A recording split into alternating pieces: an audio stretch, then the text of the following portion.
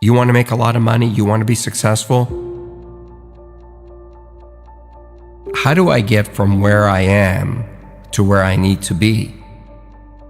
I didn't want to be rich. I just didn't want to be poor. I started 10 years ago with a vision and 2 employees, and now we're 250 people. We'll do 150 million this year. And every day when I get off the elevator and I walk into my office, it's this feeling of accomplishment and satisfaction, knowing that I had this vision and a few years later, it's real. You know, when I was younger, my parents didn't speak any English. And like many immigrants, since I was a little kid, I was 8 years old when we came to North America. And so I had to read the contracts. You know, when my dad bought a house, I had to read the mortgage and go through the paperwork. And when I was around 18 or 17, I looked at being, at that point, we were, lower middle class. And I said, how do I get from where I am to where I need to be? And so I started calculating how much money I would have to make in order just to buy a house. And then I added the taxes into it and all the other stuff. And I realized how difficult it was going to be to accumulate capital. Because that's the hardest thing to do, is to accumulate capital. It's one thing to get paid a lot of money, but if you look at the tax system in North America, it's really hard to amass capital. And I just decided that I didn't want to be where I was. I didn't want to be middle class or lower middle class or mediocre. I just wanted to be great at something. Because I figured out that the people that I saw that were doing great things were fundamentally great at one thing. The analogy I always use is Peyton Manning gets paid $10 million a year. He doesn't get paid $10 million a year to tackle, to kick the ball, to play defense. He gets paid $10 million a year to do one task and do it really, really well. Nobody buys from you. Nobody makes you wealthy because you're okay at something. The world does not reward mediocrity, nor does it reward average. It only rewards exceptional. So you got to find that one thing that you're good at, and you got to become great at it. Because if you focus what you're not good at and try to become good at it, you're going to run into somebody who is going to clean your clock at it. When you think about success and you think about business and you think about being an entrepreneur, everybody wants to talk about the good times. And I always say to people, it's easy to be an entrepreneur when the sun is shining. It's easy to run your own business when there's good cash flow and people love you and there aren't many problems. But have that same desire to do it when your biggest customer just left, or do it when you don't have enough cash to make payroll, or do it when you've got real problems at home and nobody cares.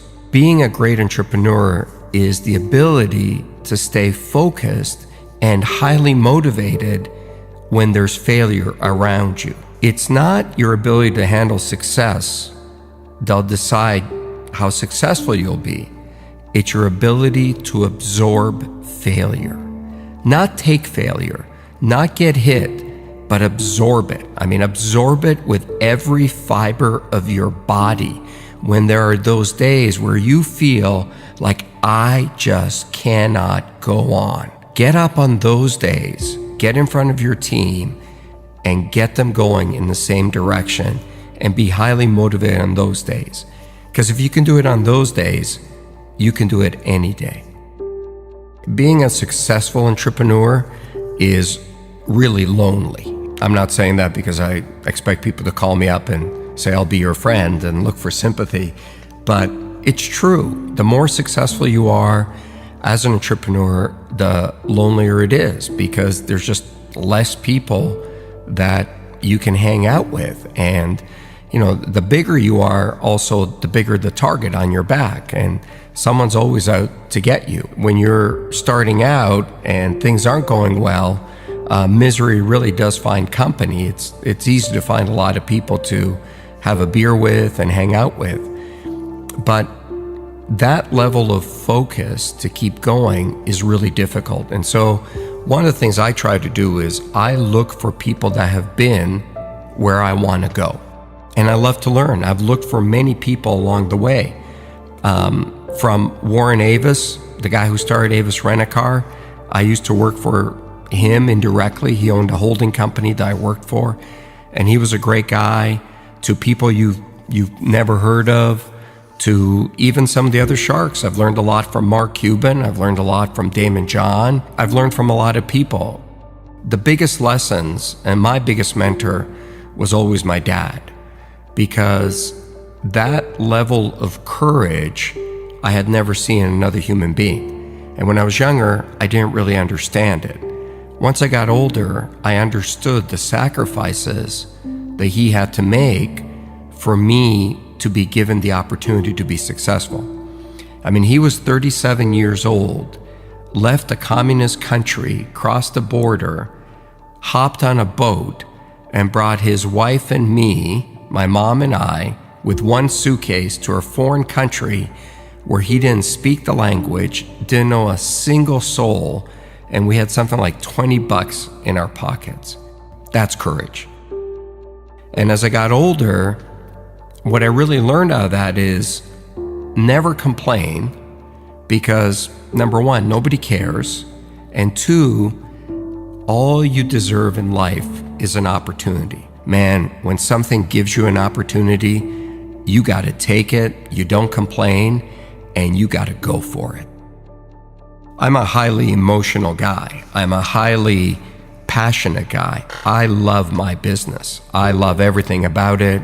Where I'm not emotional is when it comes to winning or losing.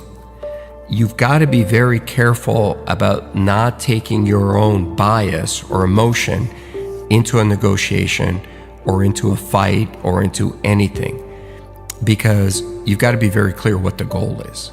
And in business, the goal typically is to make money. When I went to sell my first business to AT&T, I didn't want to sell it. And so it was the night before we were supposed to close the deal. And so I changed my mind, and I called the CEO at the time, and I said, I can't sell this business. And he looked at me and he said, why not? And I said, it's my baby. And he said, no, it's not. It's a business.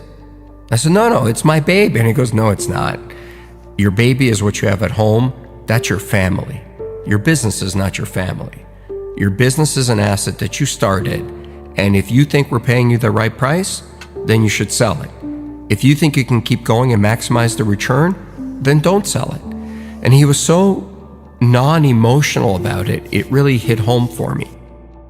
I've seen more people make mistakes because they get angry or they get highly emotional in front of a customer or in front of a supplier.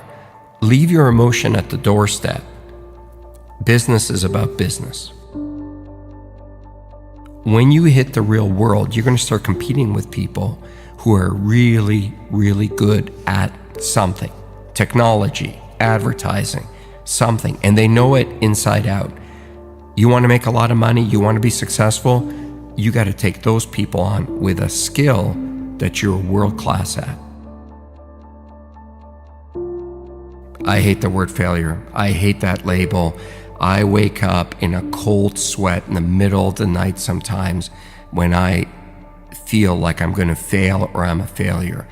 I run every day, and I run pretty far, and sometimes, just like everybody, I get jet lag and I get tired. And when I get to that point where I feel I cannot go on, this little inner voice inside me says, what are you, a failure? And then I don't care if my feet are going to fall off and blood is going to start dripping out of my veins. I will not stop. I hate that word. I do not want to be defined by that word.